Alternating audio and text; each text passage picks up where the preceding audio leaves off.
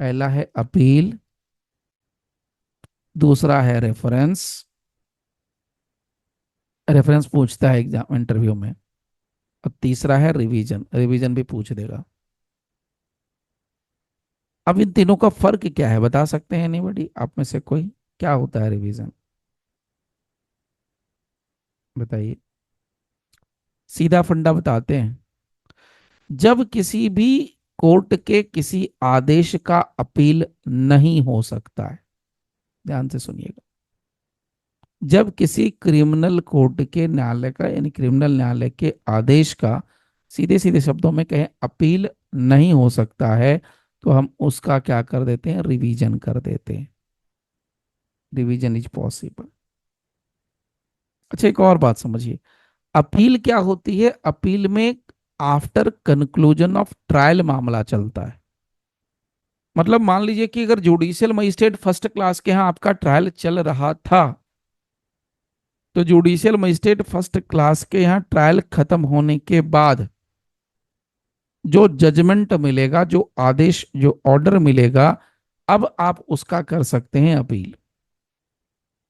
लेकिन मान लीजिए कुछ ऐसे आदेश हो गए, कुछ ऐसे ऑर्डर पास कर दिए as a magistrate, as a जज, during the pendency of the trial, trial के चलते के दौरान, तब उन आदेशों का हम अपील नहीं कर सकते। तब हम उसका क्या करेंगे, रिवीजन कर सकते हैं। क्लियर? रिवीजन हमेशा अपने से ऊपर की कोर्ट में होती है। कहने का मतलब ये हो गया कि मान लीजिए judicial magistrate first, sorry second class ले लीजिए, सेकंड क्लास है। तो मेरा सवाल है आप लोगों से, तो क्या जुडिशियल मजिस्ट्रेट फर्स्ट क्लास में हम रिवीजन फाइल कर सकेंगे? This is my question. कर सकते हैं कि नहीं कर सकते, बस इतना बताइए मुझे को।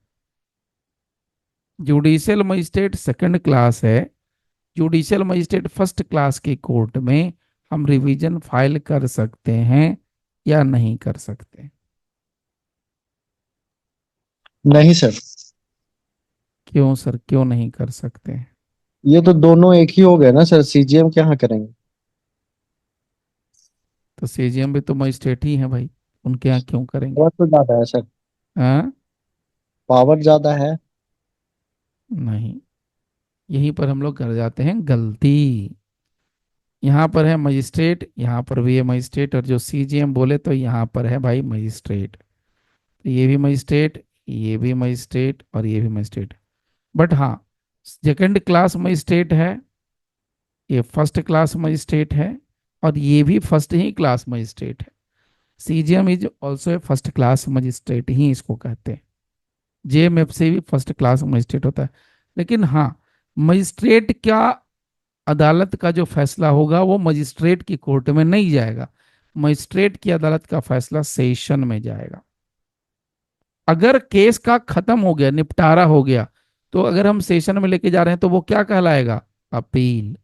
और अगर during the pendency of the trial इसी आदेश को हम ले जाकर के सेशन कोर्ट में पटक दें, तो वो क्या कहलाएगा, तब वो क्या कहलाएगा, बताइए? रिवीजन।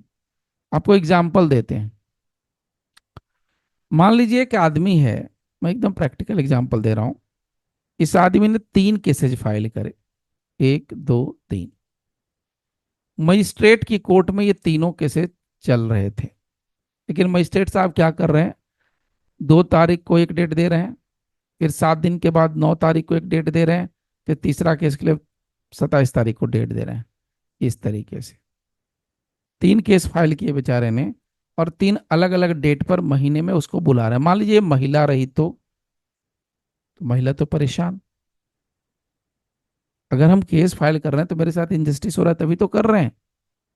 लेकिन आप क्या कर रहे हैं, 3 केस को 3 अलग अलग डेट दे रहे हैं। अब ये trial is going on, trial खत्म नहीं हुआ है, तीनों केस का ट्रायल चल रहा है।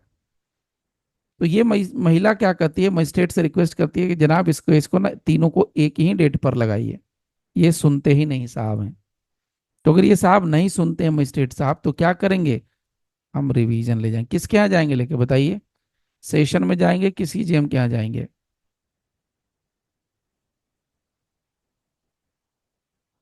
यहाँ जाकर रिक्वेस्ट करेंगे तीनों केस को एक जगह इकट्ठा कर दिया जाए। उसके लिए सही शब्द होता है अमलगेमेट।